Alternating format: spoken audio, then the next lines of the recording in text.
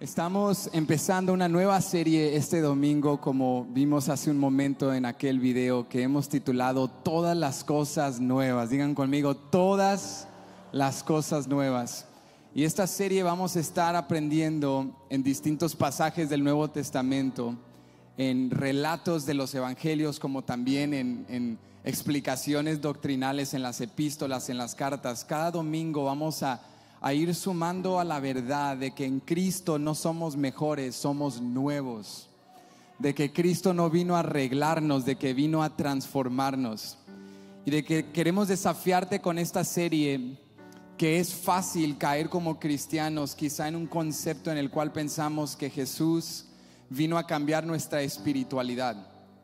Pero yo quiero desafiarte con esta serie y decirte, sí, Cristo vino a tocar ese componente espiritual que estaba muerto en el pecado, pero no solo eso, vino también a cambiar nuestra mentalidad. ¿Cuántos dicen amén?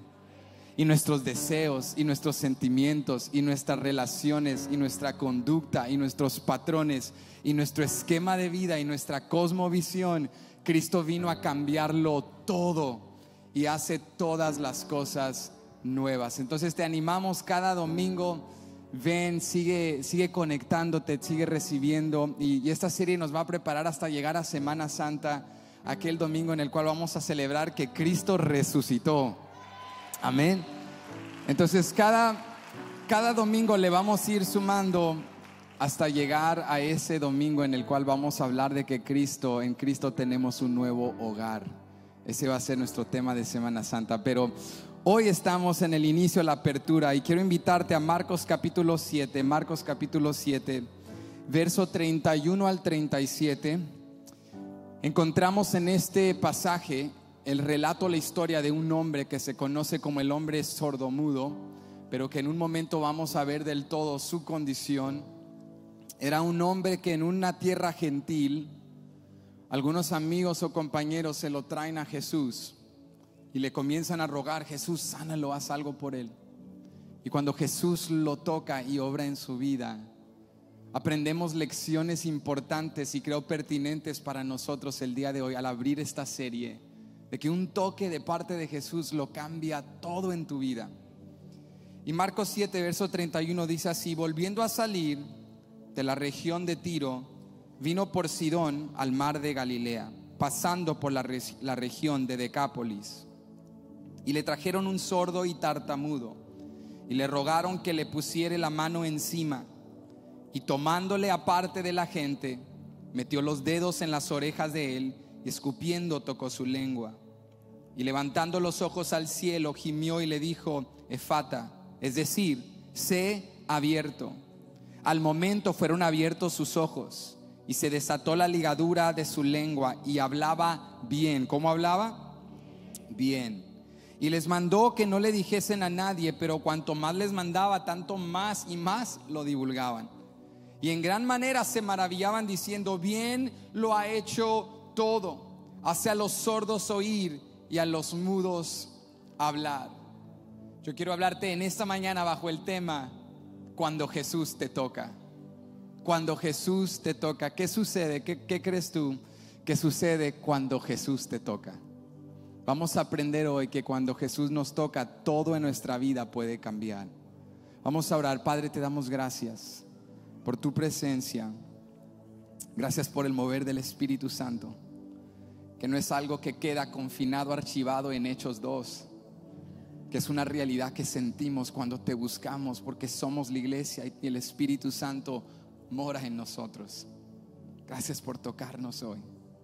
Te pedimos que nos hables. Abre nuestro entendimiento, ilumina nuestro entendimiento para comprender las Escrituras, para no solo sumar datos y términos teológicos o bíblicos, sino para comprender cuál es tu buena y agradable voluntad, cuál es tu perfecta voluntad para nosotros, para que entendamos que tú quieres más que experiencias momentáneas con nosotros. Tú quieres una relación transformadora y quieres que te conozcamos realmente. Háblanos en este día y recuérdanos que en cualquier lugar en el cual nos encontremos el día de hoy, un toque de parte de Jesús lo puede cambiar todo. Lo pedimos todo en tu nombre. Todos decimos amén. Pueden ocupar su lugar. Cuando Jesús te toca, cuando hablamos de una obra integral o completa en las cosas de Dios, de un Dios que hace todas las cosas nuevas, cuando hablamos de la obra completa e integral del Evangelio, creo que tenemos que comprender que la obra de Jesús en nuestras vidas abarca, como decíamos hace un momento, todos los aspectos de nuestra vida. Y aunque esto se escucha muy claro y quizá algo muy obvio, la realidad es que muchos en el cristianismo no hemos comprendido la obra completa de Cristo en nuestras vidas. Cuando yo reflexiono en mi vida, creciendo en un hogar cristiano, creciendo en la iglesia, aunque como hijo de pastor venía a la iglesia todos los fines de semana y estaba familiarizado con muchos conceptos bíblicos, yo no entendí en realidad el evangelio hasta mi adolescencia, cuando tuve un encuentro personal con Jesucristo. Creo que mi forma de pensar, mi marco de pensamiento era que Jesús toca e impacta tu espiritualidad, tu componente espiritual. Por eso oras y cuando vienes a la iglesia sientes cosas así espirituales y te da escalofríos y se siente bonito, porque Cristo toca o impacta tu componente espiritual. Pero es todo, hasta ahí alcanzaba mi entendimiento. Pero al ir creciendo y como adolescente, al ser expuesto a la verdad del evangelio, comprendí que Jesucristo no solo vino a hacerme más espiritual o moral, sino que Él impacta todo tu ser.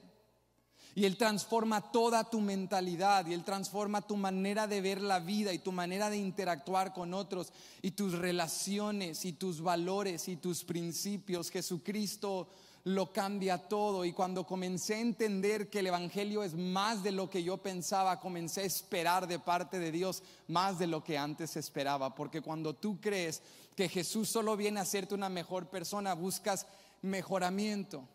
Pero si tú crees que Cristo venció a la muerte, al pecado, a Satanás y resucitó al tercer día, tú esperas un poquito más.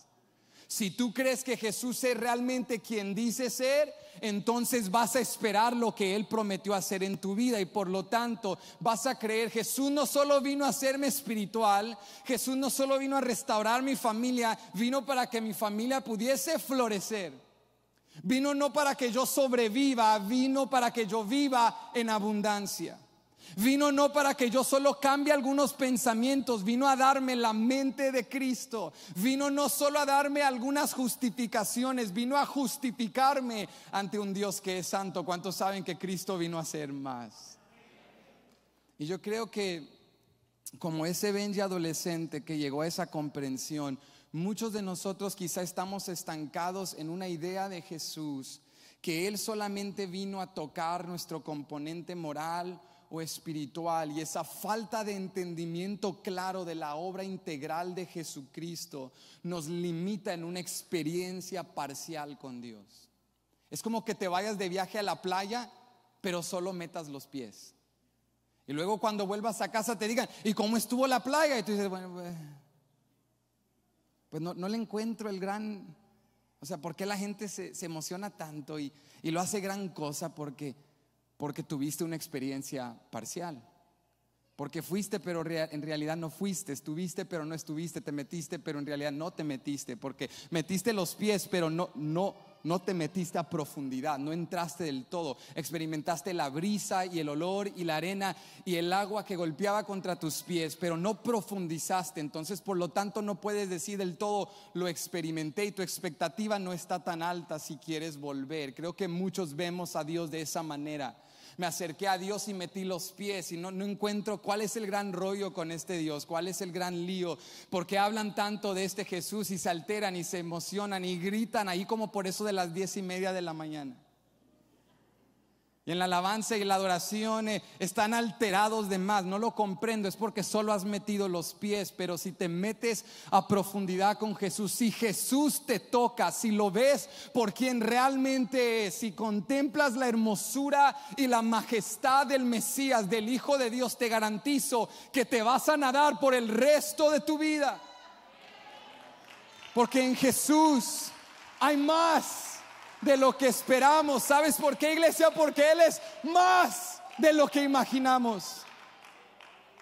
Y cuando llegamos a Marcos capítulo 7, nos encontramos con la vida de un hombre enfermo que no necesitaba ayuda, no necesitaba apoyo, no necesitaba mejoramiento, necesitaba ser transformado. Necesitaba una intervención no humana sino divina. Necesitaba no un toque terrenal sino un toque celestial. Necesitaba ese tipo de cosas que no encuentras en la tierra, solo las encuentras en la presencia de Dios. Y cuando llegamos a Marcos 7, si tú tienes tu Biblia ahí conmigo, quizá tu Biblia tiene un encabezado donde dice el milagro del sordomudo, porque así lo conocen muchos, pero realmente Marcos nos dice que no era un sordomudo, era un hombre sordo y tartamudo. Era un hombre que evidentemente no podía oír, podía hablar, pero no hablaba claramente, no hablaba de manera entendible. A lo largo el encabezado del hombre sordomudo se ha popularizado, pero si tú realmente lees los versos como ahorita los vamos a leer de nuevo, te darás cuenta que era sordo y tartamudo. Entonces no sabemos exactamente cómo este hombre llegó a esta condición. Si podía hablar poquito, pero no de manera clara ni entendible. Quizá este hombre nació con su capacidad de oír y después perdió esa facultad, ya sea por una enfermedad o una deshabilidad o un accidente. Y sabemos que las facultades del oír y el hablar están altamente interconectadas. Entonces, si no puedo ya escuchar, eso afecta el cómo puedo hablar. No sabemos del todo cómo llega a esta circunstancia. Pero lo que más nos importa no es cómo llega a esta circunstancia, sino qué ocurre cuando Jesús llega a esa circunstancia. Cuando Jesús llega a su vida cambia para siempre. Y sabemos que sus amigos o compañeros se lo traen a Jesús, le comienzan a rogar: Jesús, haz un milagro, haz algo en su vida. Y quiero enseñarte un poquito del contexto. Vuelve conmigo a Marcos 7, verso 31. Y mira lo que dice aquí el versículo 31. Volviendo a salir de la región de Tiro, vino por Sidón al mar de Galilea, pasando por la región de Decápolis. Ahora, tenemos la tendencia a leer cosas así, hemos aprendido en sermones pasados, de saltar estos detalles porque son aburridos, ¿sí o no? Vamos a ser sinceros. O sea, se fue de Tiro a Sidón, al mar de Galilea, y terminó en Decápolis. Entonces, vámonos al milagro, vámonos al momento cuando Jesús lo toca. Pero hemos aprendido que cada detalle en la Biblia importa. Que los escritores de la Biblia, que conllevan el deber de transmitir una verdad objetiva inspirada por el mismo Espíritu de Dios, añaden y suman cada detalle de información porque importa y contribuye al propósito de la historia. Y Marcos 7 no es ninguna excepción. Marcos nos dice dónde Jesús estaba, por dónde cruzó, a dónde se dirigía y en dónde terminó. Estaba en Tiro, cruza por Sidón, quiere llegar al mar de Galilea, pero termina en la región de Decápolis. Y nos da cada uno de esos detalles porque esos detalles importan. Marcos nos dice que Jesús estaba en una región fenicia llamada Tiro y Sidón. Era una región compuesta de dos ciudades vecinas, ciudades gentiles, es decir, no judías. Y cuando Jesús llega a Tiro y Sidón, allí hace algunos milagros. Él estaba tratando de distanciarse de los judíos y de las multitudes para estar a solas con sus discípulos. Y cuando llega a Tiro, nos dice Marcos que Jesús decide volver al mar de Galilea, es decir, salir de tierra de gentiles y volver a la región de Galilea, que es región judía. Y Jesús pudo haber cruzado de Tiro, cruzar por Sidón y llegar directamente al mar de Galilea, porque Tiro y Sidón estaban al noroeste. Entonces Jesús simplemente tenía que cruzar directo de Tiro por Sidón y llegar al mar de Galilea. Pero mira lo que nos dice Marcos. Dice, no, Jesús decide al cruzar Sidón no ir directo al mar de Galilea, sino pasarse al sureste y llegar a un lugar llamado Decápolis. Ahora, Decápolis era una región compuesta de 10 ciudades. Cuando vas a desmenuzar la palabra Decápolis en el griego, significa dos cosas: deca, que es 10, y polis, que es ciudades, 10 ciudades. Jesucristo llega a esta región que es también gentil. Y en lo particular, Decápolis era un lugar lleno de griegos y romanos, un lugar muy culturalmente hablando influyente. Habían muchos gentiles, mucha gente griega, mucha gente que creía en filosofías y mitología y religiones contrarias a lo que Jesucristo, como un judío, un rabí, maestro de la ley, estaba enseñando. Es más, Decápolis era una ciudad culturalmente hablando tan influyente que muchos eruditos la llaman la Roma fuera de Roma, porque al llegar a Decápolis era como experimentar la cultura romana aunque estés en Palestina. En otras palabras, Jesús llega a un lugar saturado de todo aquello que desesperadamente lo necesita. Porque ¿cuántos saben que Jesucristo está dispuesto a ir a lugares donde nadie más quiere ir? Y está dispuesto a entrar a entornos que tú y yo ya hemos categorizado como lugares sin esperanza. Jesús dice: yo estoy dispuesto a ir a Decápolis. Y mi pregunta es: ¿por qué Jesús alarga o prolonga su viaje? No era necesario caminar en círculo para llegar hasta el mar de Galilea. Vuelvo y te reitero, Jesús estaba al noreste, se podía cruzar por Sidón y llegar directo, pero decide irse por abajo del mar de Galilea, ir al sureste del mar de Galilea y llegar a Decápolis. Y la pregunta es: ¿por qué hacer este viaje largo? ¿Por qué tomarse tanto tiempo? Algunos eruditos dicen: Jesús utiliza el viaje más largo porque quería estar a solas con sus discípulos, porque quería aprovechar el tiempo para instruirles más, para discipularlos. Otros eruditos dicen: Jesús elige la ruta más larga, prolongada, porque quería estar más tiempo separado de los judíos y sabía que los judíos no lo seguirían a otra región gentil. Y aunque esas dos cosas son verdaderas, creo que esos puntos son justos. Yo quisiera sumarle un tercero que aplica a nuestro sermón el día de hoy. Yo no solo creo que Jesús quería estar a solas con sus discípulos o que quería estar alejado de los judíos. Yo creo que Jesucristo, en hacer el viaje largo a Decápolis, nos estaba enseñando algo. No hay nadie tan perdido, tan lejos, ni sitio tan oscuro que Cristo no lo pueda alcanzar. Y creo que Jesucristo también nos estaba enseñando que si somos hoy hijos de Dios, no es porque tú y yo hicimos el viaje largo de alcanzar la santidad de Dios, hincapié, viaje que por lo cierto es humanamente imposible. Yo creo que Marcos nos está enfatizando que Jesucristo es quien toma la iniciativa, que cuando tú y yo estábamos en nuestro Decápolis perdidos en el mundo, Cristo vino a nosotros. Cristo estuvo dispuesto a viajar, incluso algo que nadie más hubiese hecho por nosotros. Cristo hizo el viaje de venir a nosotros. Ese es el evangelio.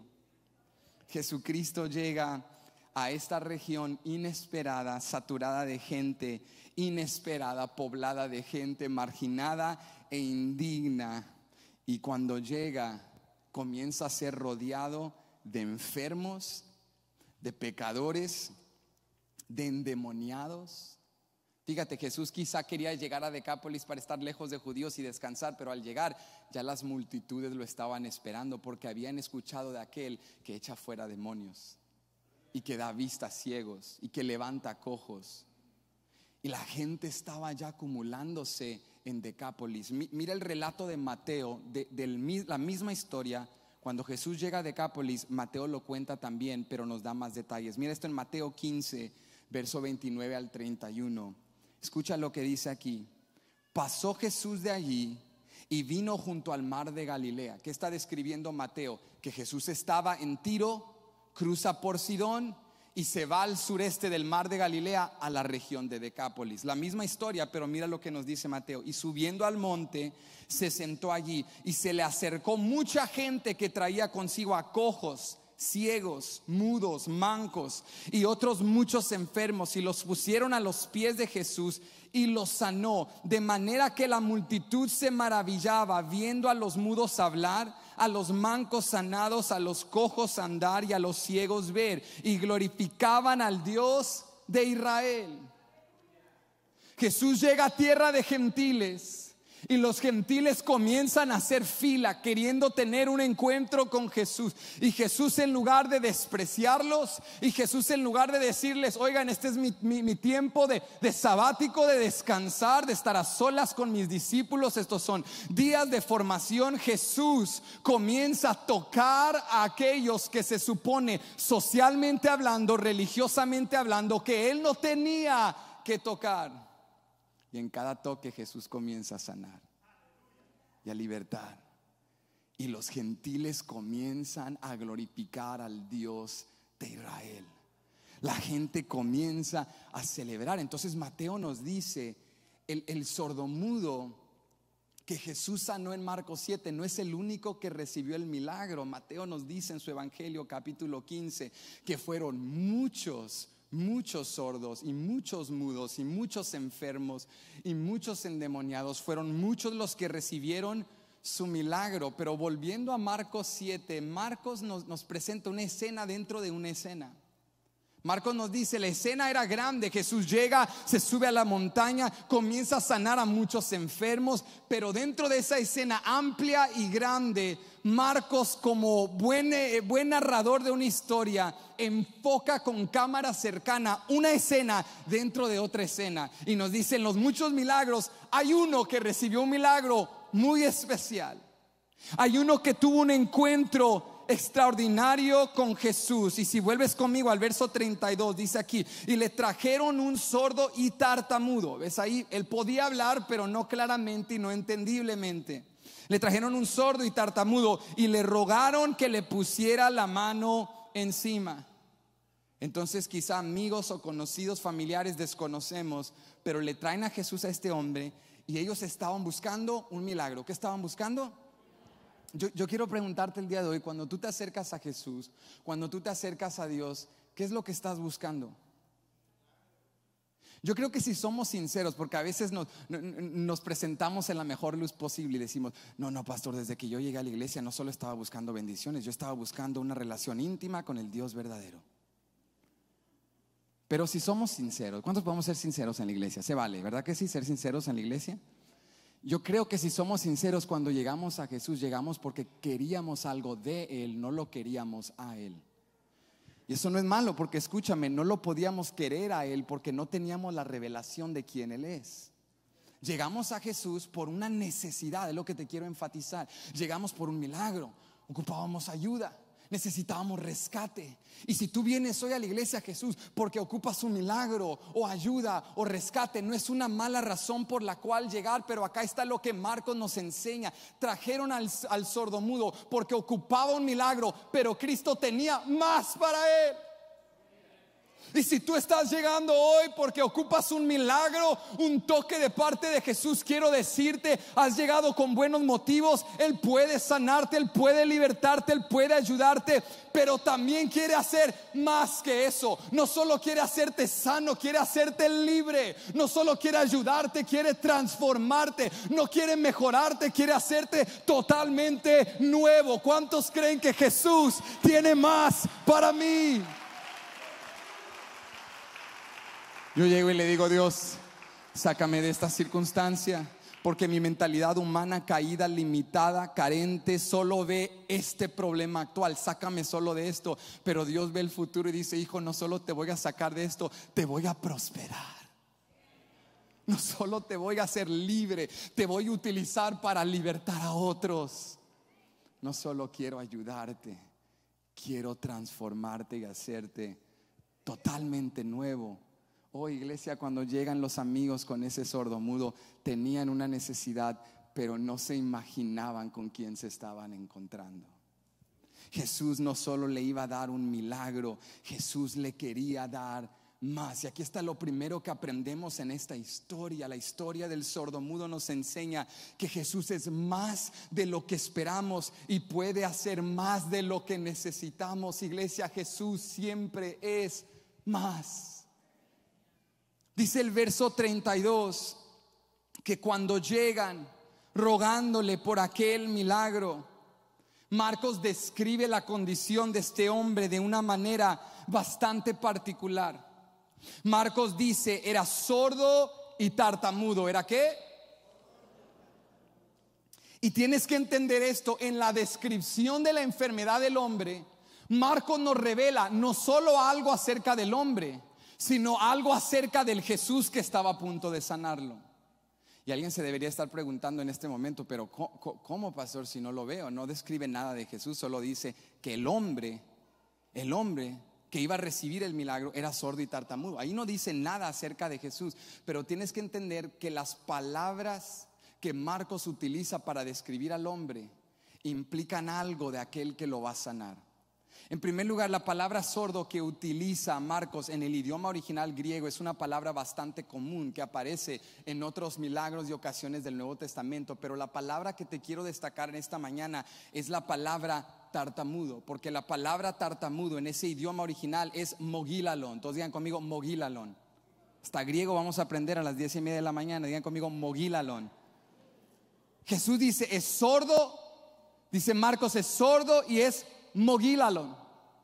Y la palabra mogilalon es interesante porque, vuelvo y te reitero, la palabra sordo aparece en otras partes del Nuevo Testamento, esa palabra en particular, pero la palabra mogilalon solo aparece en todo el Nuevo Testamento en una ocasión: Marcos 7 verso 32. Marcos es el único autor neotestamentario que utiliza la palabra mogilalon.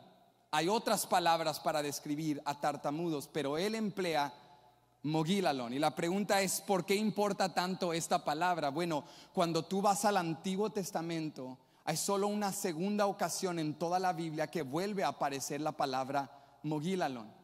Y es en la traducción del Antiguo Testamento al griego. Cuando tradujeron el Antiguo Testamento al griego, porque el Antiguo Testamento fue escrito en hebreo, y cuando lo traducen para que los gentiles también lo pudiesen leer, esa traducción se conoce como la Septuaginta. Y en la traducción, la Septuaginta del Antiguo Testamento, aparece solo en una ocasión la palabra mogilalon.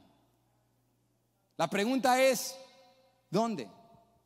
Y aparece en Isaías capítulo 35, versículo 6 en particular, pero yo te quiero leer desde el verso 1 al 6.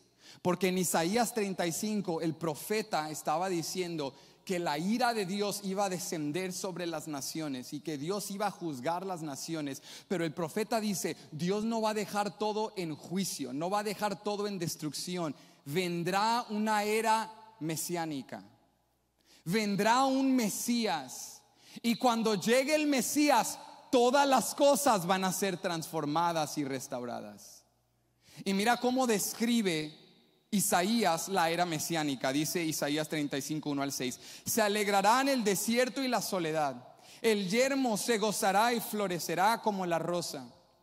Florecerá profusamente y también se alegrará y cantará con júbilo.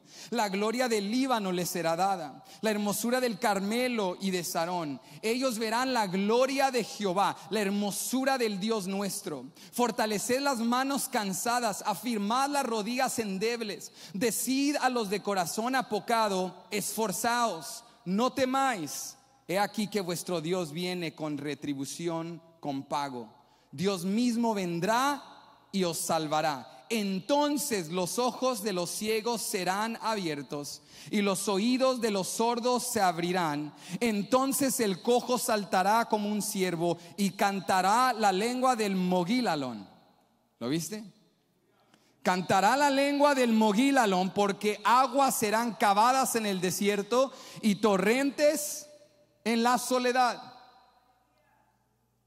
Marcos decide utilizar una palabra griega que solo aparece en la Septuaginta en Isaías 35 verso 6.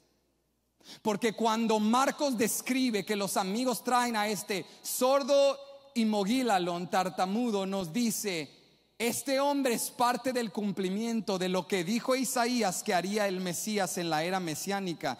Marcos nos está diciendo: este Jesús es más de lo que esperabas.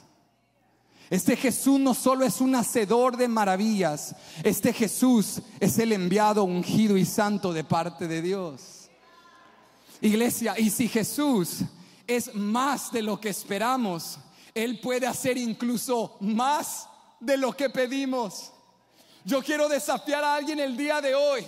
que tiene la desesperación de que Jesús obre un milagro, quiero desafiarte a creer incluso que Dios puede hacer más en tu vida. Quiero desafiarte a creer incluso que Dios puede lograr lo que tú consideras humanamente imposible. Marcos está diciendo: este es el enviado de Dios, este es el que va a dar vista a los ciegos y va a dar la capacidad de oír a los sordos y va a curar las bocas de todos los que no pueden hablar. Este es el Todopoderoso que viene no solo a ayudarte, sino a transformarte.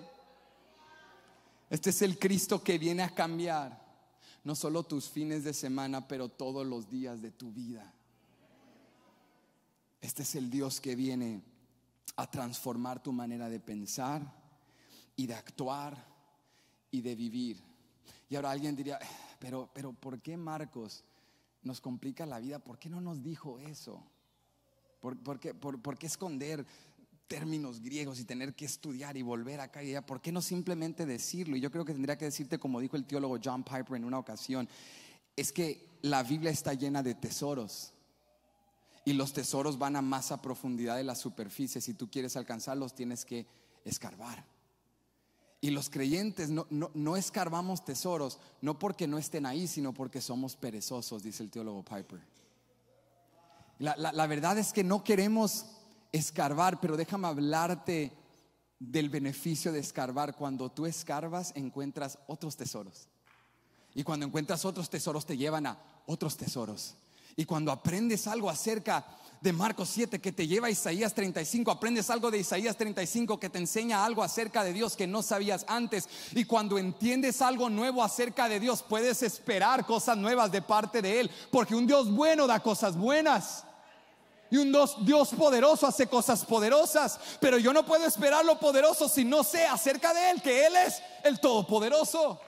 Y no puedo esperar de Él redención si no sé que Él es el mismo que redimió a Israel de la esclavitud. Y no voy a esperar de Él gloria si no entiendo que Él es el mismo que tenía la zarza ardiendo pero no se consumía. Y no voy a creer que Él hace cosas buenas si no sé que Él es el mismo que dijo sea la luz, y fue la luz, y todo lo que hizo era bueno. ¿Qué te estoy diciendo en este día? Que a la medida que tú conozcas a Dios vas a poder experimentarlo, porque no puedo experimentar profundidades de Dios que no he escarbado. Era necesario que Marcos nos enviara en una jornada bíblica para encontrar estos tesoros escondidos en la palabra, para que entendiéramos que Jesús es más de lo que esperamos.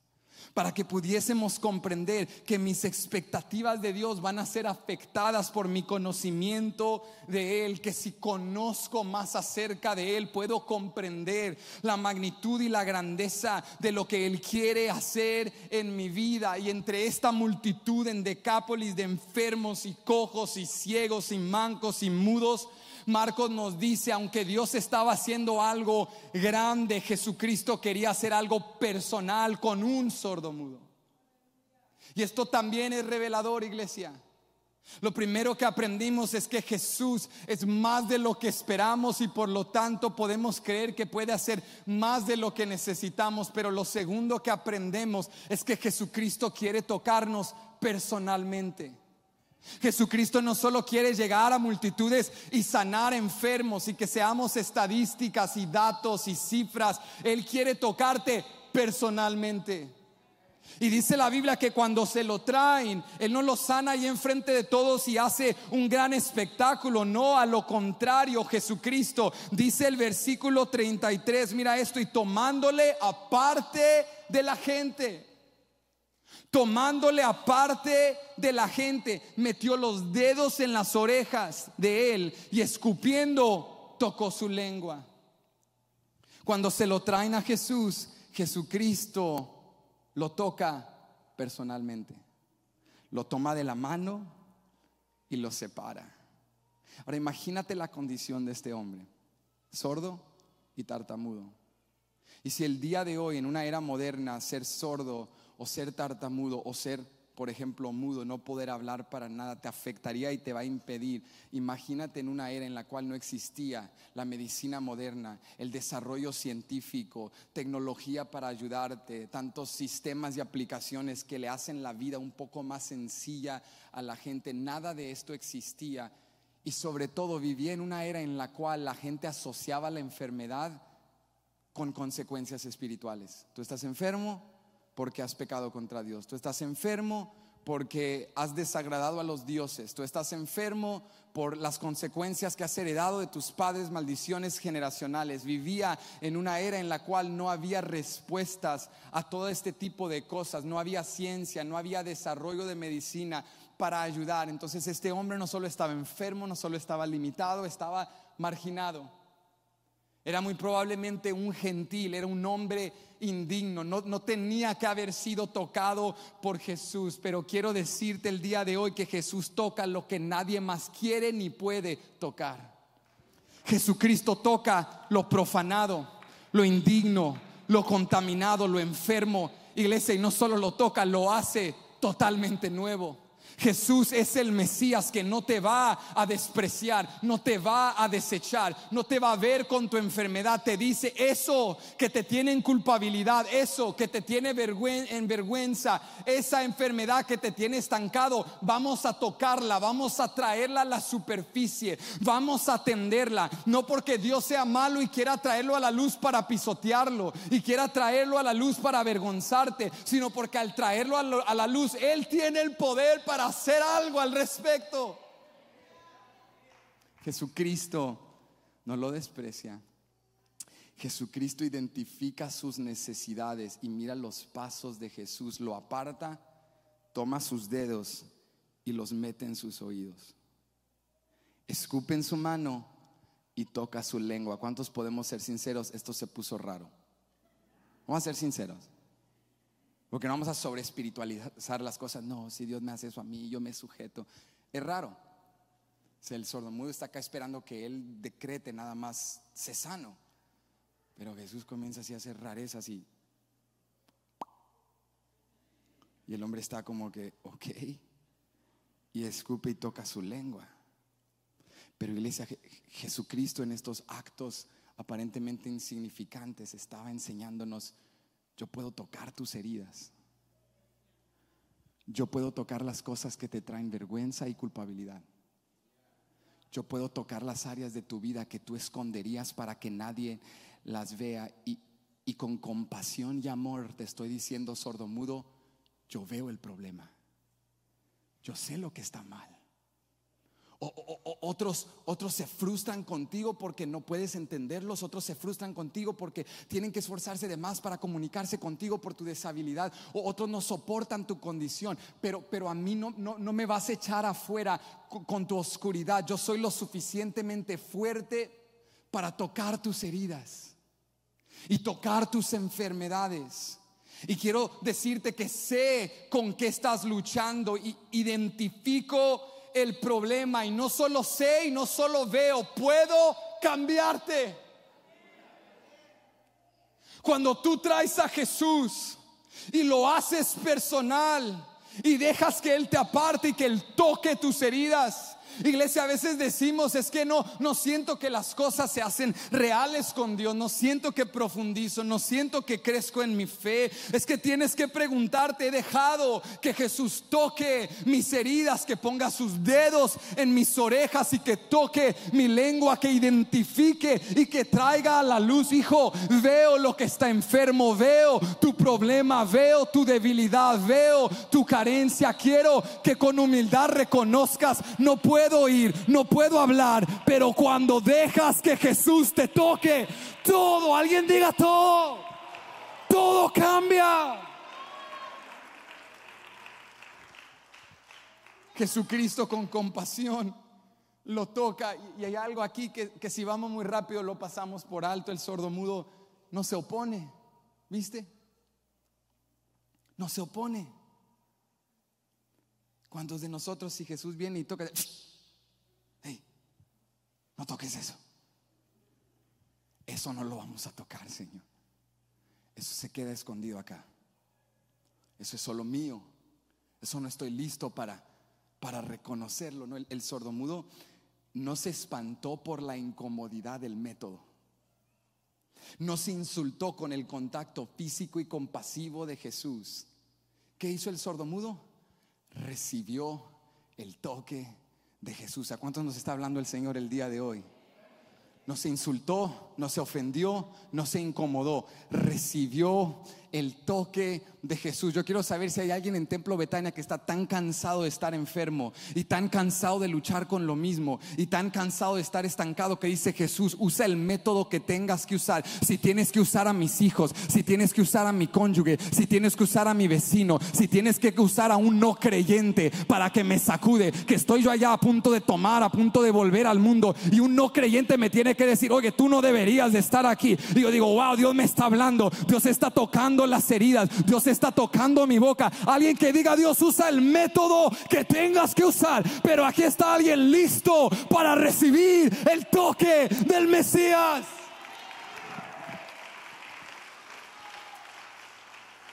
No, pastor, a mí solo Dios me habla por medio de profecías directas. A mí solo que esté en el altar y que Dios me diga: tú con la camisa verde, así te dice el Señor, entonces sé que es Dios. Dios te habla por medio de tus hijos. Entonces, esos rebeldes caídos en necesidad de restauración, sí, Dios te habla por medio de ellos. Dios te habla por medio de tu cónyuge. ¿Cuántos lo creen? Los veo así como reservados. Bueno, es debatible, pastor. Dios te habla por medio de tu cónyuge. Amén. Hermanos varones, esposos arrepentidos, ¿cuántos dicen amén? Dios usa cualquier método. Y el punto del método no es estancarnos en las particularidades del método y tratar de desmenuzar por qué uso esto y por qué esto. No, el punto es: el método fue lo que ese hombre necesitaba. Fue lo que él necesitaba. Él necesitaba que sus oídos fuesen tocados. Él necesitaba que su boca fuese tocada, porque él no podía escuchar. Si Jesús decía: sé sano, tienes fe, no le iba a entender. Pero Jesús lo toca de manera que solo él entendería. Wow, iglesia, no tenemos un buen Dios que te toca de tal manera que no hay espacio para confusión. Tú sabes, este es Dios, este es el Espíritu de Dios, que vino hasta Decápolis, que me trajo a lo secreto, que tocó mis heridas, que sacó a superficie. Este solo puede ser Dios. ¿Qué necesitamos? ¿Qué necesitan nuestros hogares? ¿Qué necesitan nuestras familias? Necesitamos un toque de Jesús. Porque el toque de Jesús, personal, íntimo, específico, personalizado, lo cambia todo. Los oídos que Jesús toque serán abiertos, y las lenguas que Él toque serán libres para hablar las virtudes y la gloria y las maravillas del Hijo de Dios. Si Dios toca tu hogar, si Dios toca mi vida, si Dios toca mi mente, si Jesús me toca, todo cambiará. Jesús lo trae en lo personal, lo toca, y el hombre no se opone. El hombre recibe, iglesia, el hombre recibe lo que Jesús tiene para él. Y luego Jesús hace algo sorprendente. Nuevamente, verso 33. Metió los dedos en las orejas de él y escupiendo tocó su lengua. Pero mira el verso 34: y levantando los ojos al cielo, gimió. La palabra en griego sería mejor traducida: suspiró. Y le dijo: Efata, es decir, sea abierto. Mira, Jesús nos enseña qué hacer. Recibe el toque de Jesús, aunque toque lo incómodo, aunque toque lo vergonzoso, aunque toque lo difícil. Recibe el toque de Jesús. Pero después de tocar, lo que hizo Jesús, miró arriba y suspiró. Y luego declaró: Efata, que en arameo, que era uno de los idiomas comunes de la gente ordinaria judía, en arameo declara Efata, que significa sé abierto, o también traducido, ordénate. Iglesia, ¿por qué hizo Jesús eso? Porque cuando Jesús toca al hombre, el hombre comienza a activar su fe. Y cuando el hombre mira a Jesús, no identificaría palabra, pero ve su suspiro. Y mientras Jesús gime o suspira y mira al cielo, Jesús nos está enseñando algo. Cuando estás estancado, cuando estás en problemas, cuando necesitas ayuda, cuando buscas el toque de Jesús, no mires a la tierra. El poder que tú y yo ocupamos no se encuentra en la tierra. Mira los cielos. Suspira. Dios, ya lo intenté a mi manera, la probé con mis fuerzas, pero ahora voy a mirar a los cielos, donde hay poder y virtud interminables. Ahora voy a mirar a los cielos, a lo que solo tú puedes hacer. Jesús miró a los cielos donde está el Padre Celestial, porque Jesús le estaba enseñando al sordomudo: lo que está a punto de ocurrir no ocurre en la tierra. Esto no ocurre en sinagogas, esto no ocurre en el templo en Jerusalén, esto no ocurre en los montes. Esto viene directamente del cielo. Este poder de virtud, este poder sanador, este poder libertador, este fata de abrir y ordenar y corregir, desciende solo de lo alto. Eleva tus ojos al cielo, de allá viene tu liberación. Jesús suspira y declara efata, y dice la palabra de Dios: al momento, verso 35, al momento fueron abiertos sus ojos y se desató la ligadura de su lengua y hablaba. Recuerda, cada detalle importa, ¿sí o no? Marcos dice: y hablaba el tartamudo, el sordo.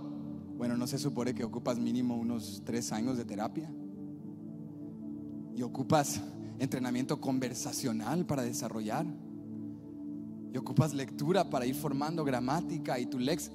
Iglesia, al momento se desató su lengua, oía y podía hablar. No creo que es casualidad que Marcos desea o decide, entre todos los enfermos de Decápolis que Jesús sanó, que vimos en Mateo 15, ciegos, cojos, mancos, mudos, sordos, de todos los que sanó, no es casualidad que Marcos destaca porque hay algo poderoso del oír y el hablar.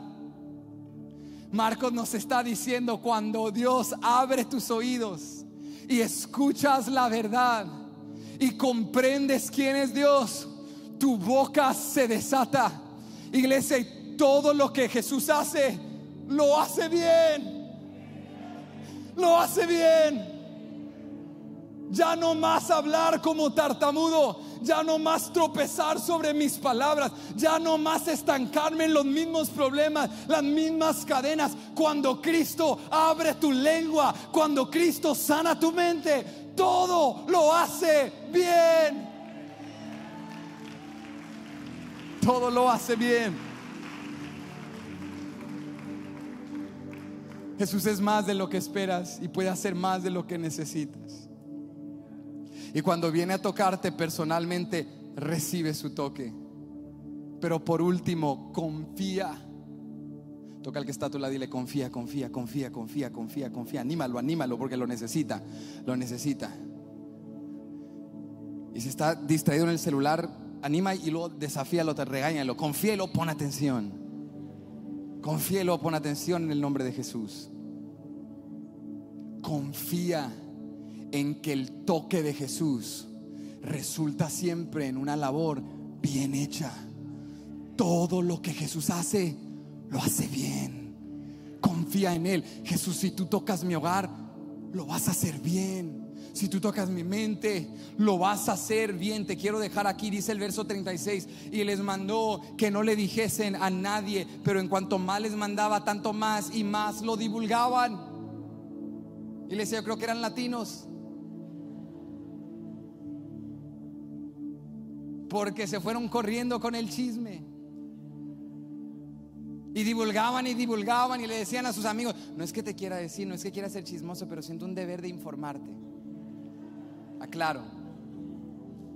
Jesús va y les dice: no le digan a nadie, porque el sordomudo sale corriendo, testificando Los amigos, porque recuerda, Jesús lo apartó. Cuando los amigos lo ven, van corriendo, y Jesús va y les dice: hey, no le digan a nadie, porque hay un orden en mi misión redentora.